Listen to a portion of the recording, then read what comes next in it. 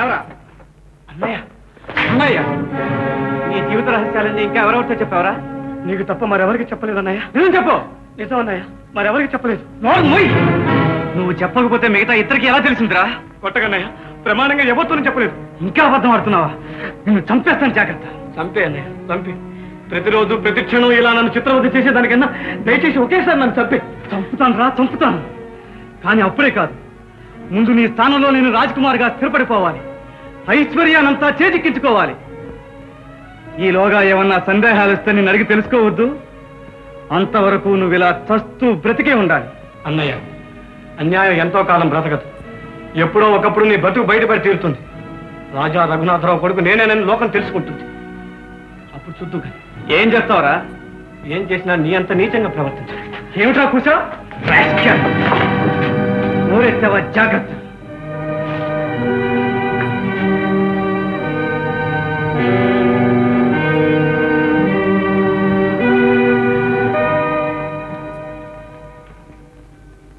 ఏమయ్యా, ప్రతిరోజు ఆయన చేత నీ దెబ్బలు తింటున్నావే? ఆయన గారు మీ తోడబుట్టిన అన్నయ్య కాదా? తోడబుట్టిన అన్నయ్య ఉంటే ఇంత ప్రమాదమే వచ్చేది కాదు. అప్పుడు నా కోసం వెతికేవారే కాదు. మరి అన్నయ్య అన్నయ్య అని పిలుస్తున్నావే? ఇన్నాళ్ళు మేమిద్దరం అలాగే కలిసిమెలిసి జీవించాం. అతని కన్నతల్లి నన్ను కూడా తన కొడుకులాగే చూసుకుంటూ ఎంతో ప్రేమతో 15 సంవత్సరాలు పెంచింది. మరి మీ అమ్మ మీ నాన్న ఏమైనట్టు? మా అమ్మగారు చనిపోయి 6 సంవత్సరాలైంది. మా నాన్నగారు కూడా ఈ మధ్యనే చనిపోయారు. ఆ వార్త పత్రికలో చదవగానే నా గుండె పగిలిపోయింది. ఏడుస్తూ నన్ను పెంచిన తల్లి దగ్గరికి పరిగెత్తాను. అమ్మా, అమ్మా, అమ్మా, ఏం జరిగింది నాయనా? మా నాన్నగారు చనిపోయారమ్మా. ఏంటి, మీ నాన్నగారా? క్షమించమ్మా, ఇన్నాళ్ళు నా జీవితం గురించి నిజం చెప్పకుండా నీ దగ్గర దాచాను. నీతో చెప్పినట్టు నేను దిక్కులేని వాడిని కాదమ్మా. భాగ్యవంతుల బిడ్డని. మామూలు భాగ్యవంతులు కాదమ్మా, రంగాపురం రాజా గారి కొడుకుని. ఈ పత్రిక చూడండి. కుమార్, ఈ ఫోటోలో ఉన్న రాజా రఘునాథరావు గారు మీ నాన్నగారా? అవును కుమార్, ఈ వార్త ముందే చెప్పుంటే నేను కూడా ఎంతో సంతోషించేదాన్నిగా. ఇంత కష్టం మీదకి వచ్చి పడేదాకా ఎందుకు దాచావు నాయనా? అమ్మా, కన్న బిడ్డ పక్కనే ఉన్నా. నన్ను కూడా నీ బిడ్డలాగే చూసుకుని మమ్మల్ని ఇద్దరిని నీ 2 కళలా పెంచావు. కానీ నేను భాగ్యవంతుల బిడ్డనని తెలిస్తే నీకేం బాధ కలుగుతుందో నేను చెప్పలేకపోయానమ్మా. మరి మీ అమ్మగారు 6 ఏళ్ల క్రితమే చనిపోయారు. అప్పుడు నువ్వు ఇంటికి వెళ్ళలేదా? వెళ్ళాను. నన్ను గుర్తుపట్టడానికి వీలు లేకుండా ఎవరో పరాయి వాళ్ళ వెళ్ళొచ్చాను. నేను వెళ్ళిపోయాననే బాధ, నన్ను వెతికి పట్టుకోవాలనే పట్టుదల మా నాన్నగారిలో చూశాను. కానీ తాను ధనవంతుడనే గర్వం, బీదవాళ్ళంటే అసహ్యం, ఆ 2 మాత్రం మారలేదు. అందుకని తిరిగి వచ్చేశాను. అమ్మా, అక్కడ ఏ దిక్కు లేకుండా నా చెల్లాయి ఒక్కతే నా కోసం పరితపిస్తుంటుంది. మనం అందరం అక్కడికే వెళ్ళిపోదాం. రామ్మా, రా. కుమార్, నీది ఎంత మంచి మనసు నాయనా. నువ్వు రమ్మని పిలవడమే నాకు 10,000. కానీ ఈ పరిస్థితుల్లో ముందు నువ్వు వెళ్ళడమే మంచిది. తరువాత నేను తప్పకుండా వస్తాను. నిన్ను విడిచి నేను మాత్రం ఉండగలనా బాబు? అమ్మా, అమ్మా, అమ్మా, బాబు, నాకు తెలుసు, వెంటనే తిరిగొచ్చి నిన్నే పెళ్లి చేసుకుంటానని ప్రమాణం చేస్తారు. కానీ అక్కడికి వెళ్ళాక మీ వాళ్ళంతా వాళ్ళు నిర్ణయించిన పిల్లనే పెళ్లి చేసుకోమని పట్టుపడతారు. వాళ్ళు చెప్పినట్టు మీరు చేస్తారు. సరళ, ఏమిటి అర్థం లేని ధోరణి? ఇన్నాళ్ళైనా నా మనసు నువ్వు గ్రహించలేదా?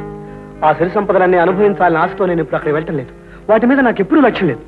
అందుకని అన్నీ వదిలేసి ఇన్నాళ్ళు ఈ గుడిసెల్లో బ్రతికాను. కానీ ఇప్పుడు అక్కడ నా చెల్లాయి ఒక్కతే ఉంది. ఈ ఆదుర్త, నా ప్రయాణం అంతా ఆమె గురించే సరళ. కుమార్, మీ ప్రయాణానికి అడ్డు చెప్తున్నానని అనుకోకండి. కానీ మళ్ళీ మిమ్మల్ని కలుసుకోగలనో లేనోనని భయంగా ఉంది. సరళ, నన్ను నమ్ము సరళ. నా తల్లిదండ్రుల సాక్షిగా చెప్తున్నాను. ఈ జీవితంలో పెళ్ళంటూ చేసుకుంటే నిన్నే చేసుకుంటాను. కుమార్, సరళ.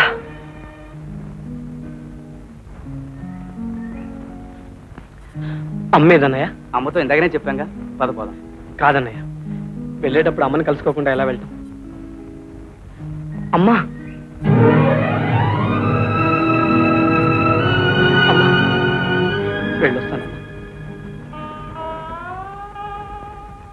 నాయనా, నిన్ను విడిచి నేను ఎలా ఉండగలను బాబు? అమ్మా, నీ కన్నీళ్ళు నేను చూడలేనమ్మా. నేను వెళ్ళను. నిన్ను విడిచి నేను ఎక్కడికి వెళ్ళను. ఏమిటమ్మా నువ్వు చిన్నపిల్లలాగా? తమ్ముడేమన్నా అడవిలోకి పోతున్నాడా? నేనున్నానుగా సాయం. పైగా 10 రోజుల్లో నువ్వు వచ్చేస్తున్నావు. తమ్ముడికి ధైర్యం చెప్పి పంపించమ్మా.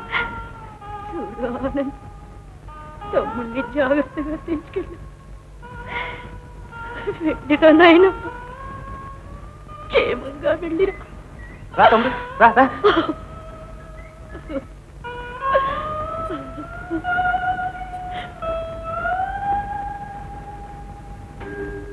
అన్నయ్య మాట నమ్మి నేను అతనితో బయలుదేరాను. కానీ అన్నయ్య నా సంపదకి, నా స్థానానికి ఆశపడి నన్ను నరకంలో బంధించి పారేశాడు. తమ్ముడు తప్పించుకోకుండా జాగ్రత్తగా చూడు.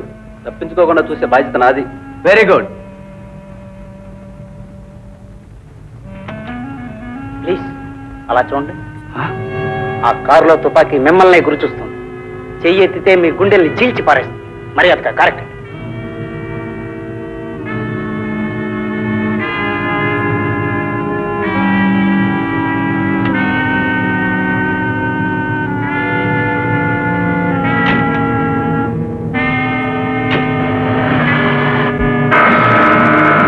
Morning boss.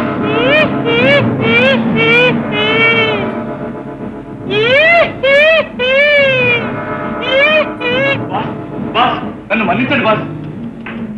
అందితే జుట్టు, అందకపోతే కాళ్ళు. లేదు బాస్, నేను అటువంటి వాడిని కాదు. ఈ రోజు నేనే వచ్చి మిమ్మల్ని చూడాలనుకున్నాను. అవునవును, ఇంతలోనే వాళ్ళు నిన్ను పట్టేశారు. మరీ తొందర మనుషులు. మన సరుకులు ఉన్న కారణం అధికారులు పట్టేశారు బాస్. తరువాత ఆ వజ్రాలను పెట్టా వాళ్ళు తీసుకుపోయారు. నేను మాత్రం ఎలాగో తప్పించుకుని పరిగెత్తుకొచ్చాను బాస్. వజ్రాల పెట్టె కూడా తీసుకుపోయారా? అవును బాస్. వాళ్ళు తీసుకుపోయిన వజ్రాల పెట్టె ఇదేగా?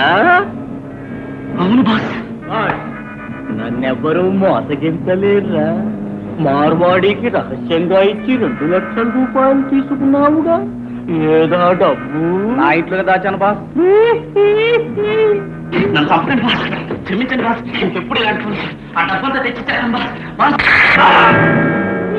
Boss boss boss.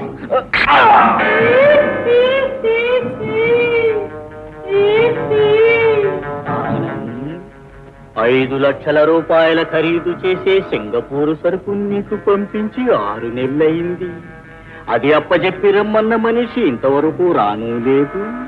ఆ డబ్బు ఇంతవరకు చారనూ లేదు. బాస్, నన్ను మాత్రం అనుమానించకండి. ఆ డబ్బంతా క్షేమంగా దాచిపెట్టా. దాచిపెట్టడానికేగా ప్లాన్ వేశావు, దోచుకోవడానికేగా పునాది వేశావు. లేదు బాస్, కావాలంటే ఆ డబ్బంతా ఇప్పుడే తీసుకొస్తాను.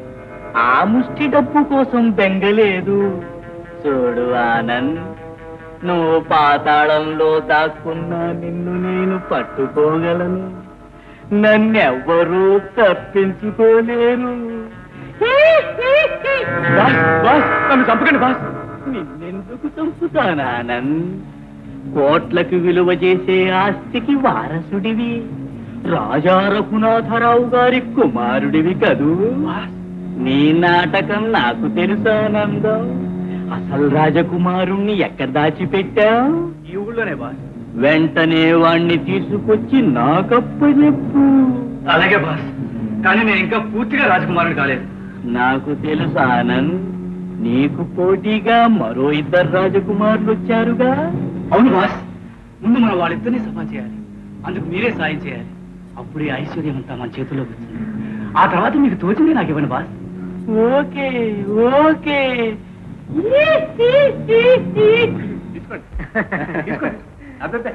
అందరూ అంతే. పర్వాలేదు. రాజ్కుమార్ గారు ఎవరండి? చూడు పోస్ట్ కుమారా, ఆ సంగతి తెలియకే మేమంతా జాయింట్ గా బుర్రలు పగలగొట్టుకుంటున్నాం. మళ్ళీ నువ్వు వచ్చేదే ప్రశ్న.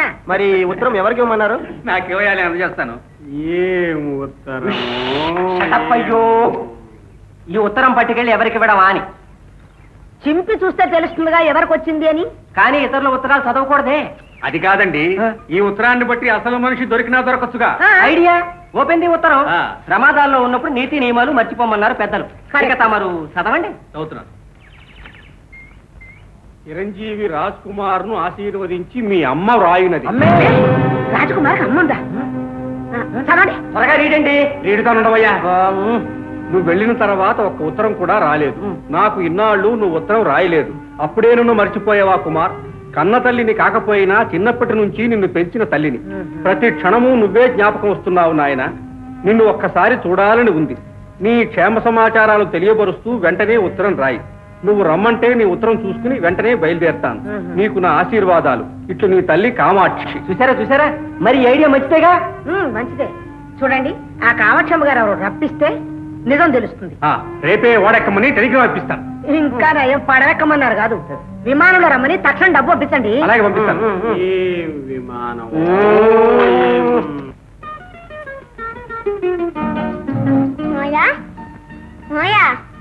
నీకు అమ్మ ఉందా? చిన్నపిల్లలు వేయాల్సిన ప్రశ్న ఇది. అమ్మ లేకుండా నేను ఎలా పుడతానే? అది తెలుసులే మోయా. తెలుసా? చిన్నపిల్లలు చెప్పే సమాధానం ఇది. నువ్వు పిల్లవు కాదే, పిడుగువి. అది కాదు మోయా, ఇప్పుడున్నమ్మా పెంచినమ్మా కన్నమ్మా. బాగుంది. పెంచినమ్మా, కన్నమ్మా, అన్నం పెట్టినమ్మా, జోలబాడినమ్మా అని ఇంతమంది అమ్మలు ఉంటారంటే ప్రతి వాళ్ళకును. అది కాదు మావయ్య. మరి పెట్టుకోవాళ్ళ చాలేంటి, ఏమిటా మత్రేని బాబు? ఆ అమ్మాయి మావయ్య అంటూ ఉంటే మీరు కోడలానికి గెంతులు వేస్తున్నారు. ఆ అమ్మాయి మీ చెల్లెలు. అవునండి, చెల్లెలు. అవునవును, చెల్లెలు. ఏమిటా తల్ల కింద చుట్టారు కాదు. నేను నీకు అన్నయ్యని. మీరు మావయ్య అన్నయ్యో రేపు తెలుస్తుందిలే. కామాక్షమ్మ గారు రంగుల నుంచి రేపే వస్తున్నారట. అలాగా? ఎందుకు పాపం? ఎందుకేమిటి, ఇన్నాళ్ళు మా అన్నయ్య పెంచింది ఆవిడే.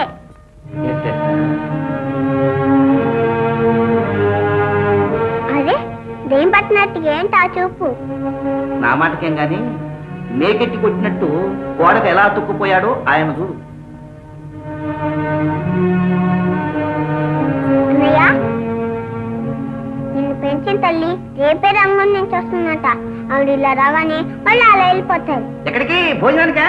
భోజనానికి కాదు, రోడ్డు మీదకి. అమ్మా ఆశ దోశ నేపోకే.